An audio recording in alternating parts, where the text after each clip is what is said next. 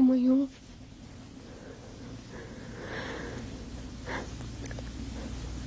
Natatakot na ako sa nangyayari eh.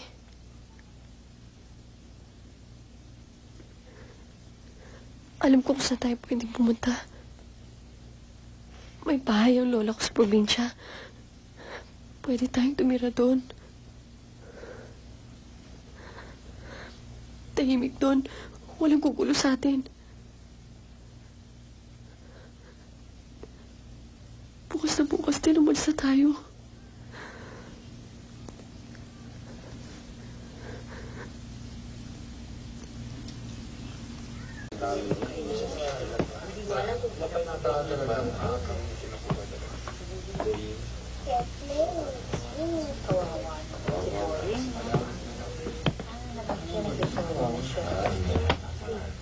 Nakikiramay ako, bay.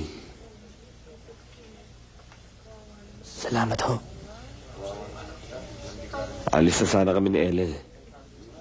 Pero sa nangyari sa itay mo, hindi kita maiwanan.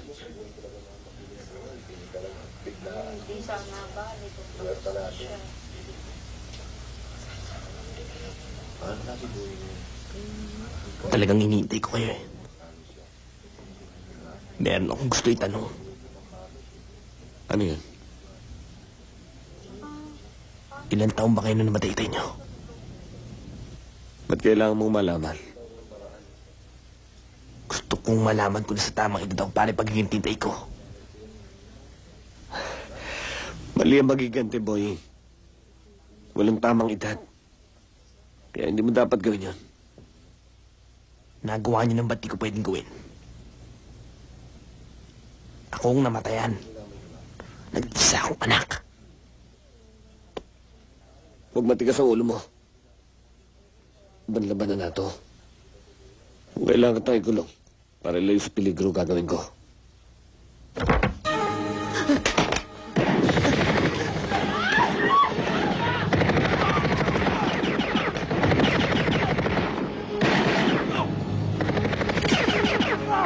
Huwag na tatayo!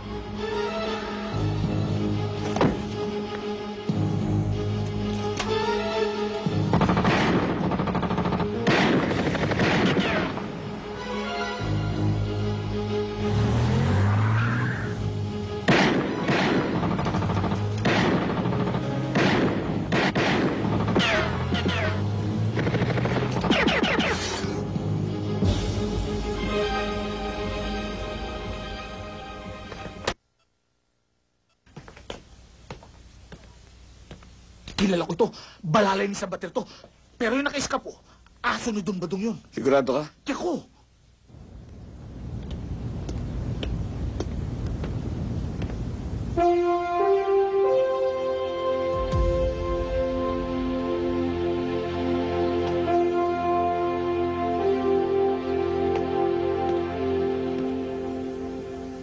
Ito na, tropa. Kahit sa impyerno, sasama sa ating mga yan. Dating gawe, Carlos. Isang baso, isang bote. Sino una natin? Ang grupo ni Sabater. Carlos. Hindi ka na ba talaga mapipigilan? Magpapakamatay ka na ba talaga? Ellen, hindi na ako makakaiwas. Kung di ko sila lalabanan, hindi nila ako titigilan. Carlos.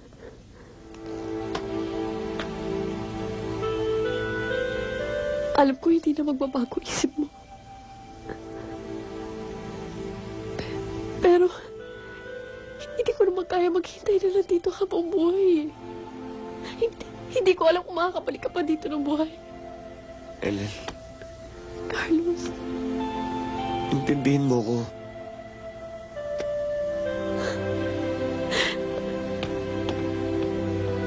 Carlos.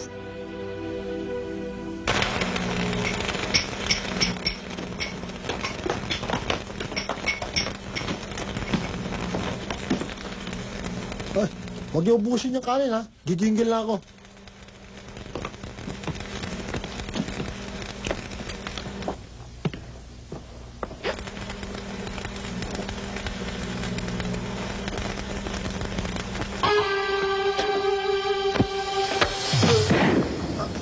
sa motor! Pangkat ni Carlos!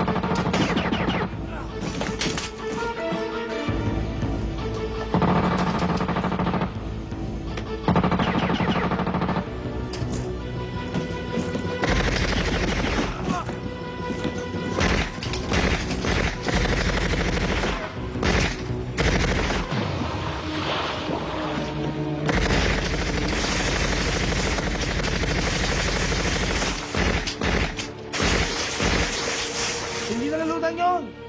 Mabuhay man yan, Jack Tipos ang tama niya sa dami ng etsa sa Pasig na machichibog. Pero si Roque, nakatimbang doon. Mabuti. Wala nang hudas.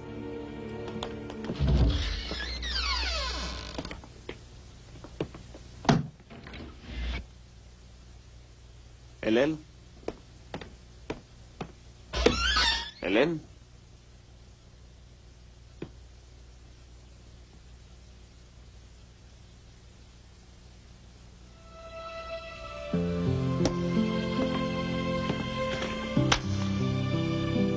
Carlos, alam kong nakakabigat lang ako sa ginagawa mo. Lalayo na lang ako. Huwag mo na akong hanapin. Maligtasan mo sana ang laban mong yan. Ano yan? Si Ellen. Wala na. Sa isang banda, baka makabuti pa sa kanya, baka madami pa siya. Pumasok na tayo sa gera, Carlos. Mahirap na ang bara-bara. Kailangan kontakin na natin si Mang Serapin.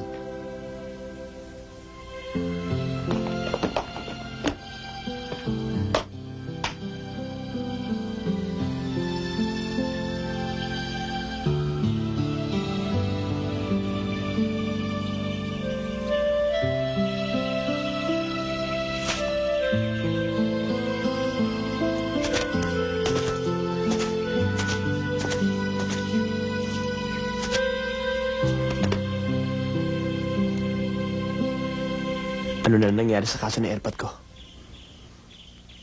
Ayon sa aming investigasyon, malaki ang kinalaman ni Don Badong. Pero hindi pa natin siya maaring din hanggat din natin nahuli ang gunman. Makikilala ko yun pag nakita ko. Kaya nga ako nagpunta rito eh. Baka nagbabala kang lumayo, eh pagpaliban mo muna. Para kung sakaling makuha namin yung gunman, ay may harap namin kagad sa'yo. Sige ho. Mag-iingat ka. Ano pa nga ba magagawa natin? Eh, dinumaban na kayo ng sabayan. Alam ko namang, hanggat hindi mo inaalis yung sombrero mo sa ulo, Carlos, tuloy ang gera. Sila ho nagsimula. Tatapusin lang namin. Pero kung masabihin, hindi kita pinalalahanan. Kaya nga nandito kami. Para humingi ng payo, walang tamang diskarte. Kayo rin ang may sabing ibang klaseng gera itong pinasok namin. Pero hindi tatagal yung armas nyo. Kulang yan. Kailangan nyo pa ng kargada, bala, at pera.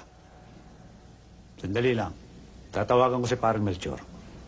Erning, ikaw na munang bahala sa kanila, ha? Oo, Mang Serafin.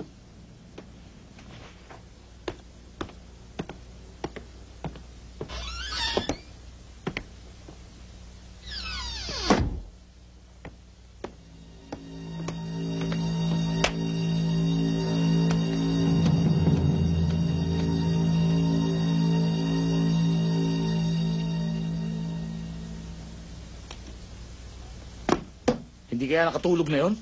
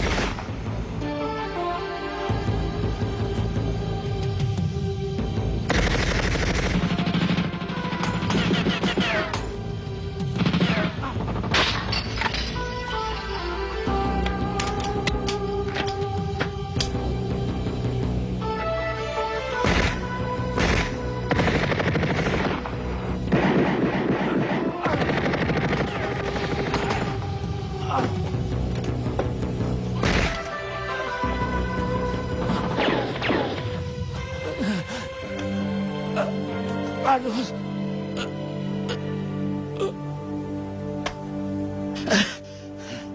Carlos, lumiskerdan tayo. Ang dami nila.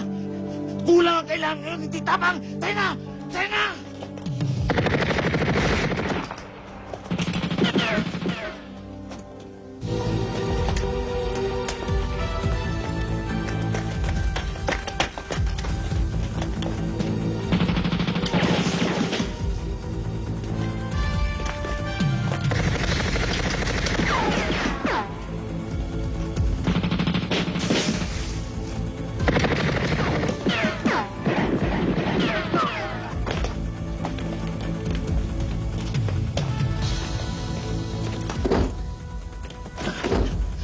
Carlos, wala na akong bala.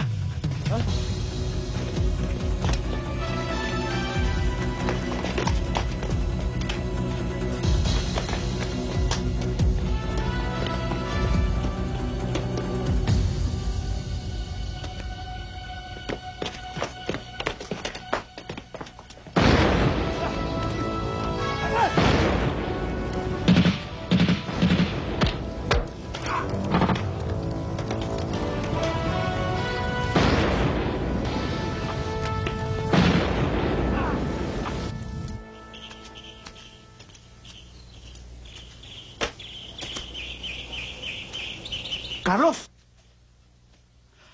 Carlos, nakakuha ako ng maraming bala. Kaya alam, may problema tayo.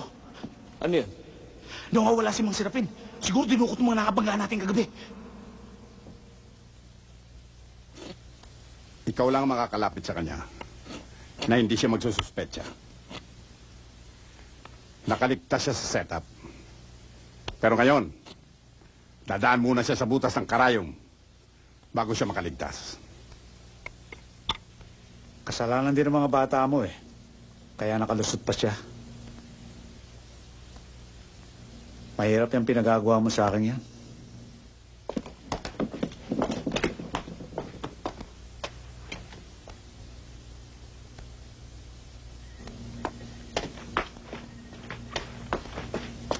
Magsususpecha na si Carlos sa akin ngayon yan. Huwag kang mag-alala. Malaking tiwala siya ni Carlos. Hindi niya iisipin yun. Matunog yan si Carlos.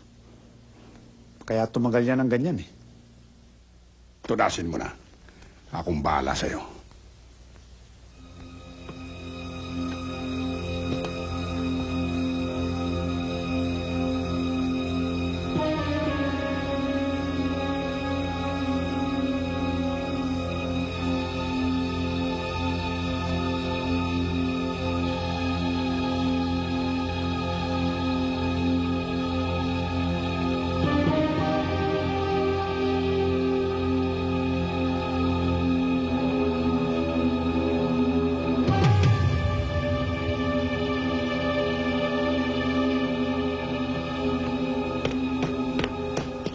Hindi gagawin ni Masarapin yun. Mang Carlos, nakita ko si Don Badong. Pati nga yung pumatay kay Itay nandun din eh. Nandun si Masarapin dahil dinukot siya ng mga tauhan ni Don Badong. At saka pinakawala siya sa tambakan kagabi. Boying, kaya doon siya nakakita ng mga pulis. Nag-traitor siya. Maniwala naman kayo sa akin. Sinungaling ang mata, Boying. Hindi lahat ng nakikita yun ang totoo. Hindi na rin ako bata. Naghudas siya. Tama na! Huwag kang naguhusga.